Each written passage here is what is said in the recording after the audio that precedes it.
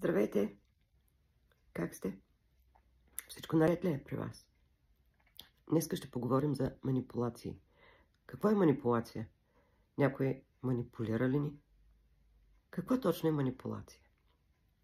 Манипулация е, когато някой се опитва да ни внуши вина. Примерно каже, ти си виновен. Заради тебе. А това беше твоя отговорност. Ти си виновен. Как може? Ти пък каква беше, каква стана? Това е да ви накара да се чувствате виновни и отговорни за тяхните грешки. Дори вие да сте признали вината и да кажете, да, случва се, съжалявам, просто сбърках. Нещо няма значение за какво. Те винаги ще продължават в този тон. Как да се отървем от тях? Как да им кажем стоп? Вие може да им кажете стоп, но те ще се обидят. Защо? Защото няма да могат да взимат ваши ресурси. А какво е ресурс? Няма да могат да взимат от вашето време. Няма да могат да взимат съвет от вас, дори и да не го ползват. Няма да могат да ви вземат съжалението, защото те се изявяват като жертви. Манипулаторите са жертви.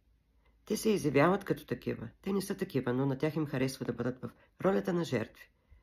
Понеже вие сте с добра душичка, с добра душа, вие постоянно намирате време, постоянно намирате ресурси за тях, постоянно ги съжалявате, давате им съвети, взимате ги под крилото, но те искат повече и повече. И дори да им дадете съвет, те не го приемат, защото на тях не им е изгодно да приемат вашия съвет, вашата помощ, въпреки че вие давате с отворено сърце, защото на тях не им е изгодно да излязат от тази позиция на жертва. Щом излязат от тази позиция на жертва, те ви губят вниманието, губят ви безплатните ресурси и всичко. Стойте недалеч от тях. Гледайте отстрани, погледнете отстрани какво точно прави манипулатора и ще ги разпознаете. Благодаря ви, успешен ден, до по-късно.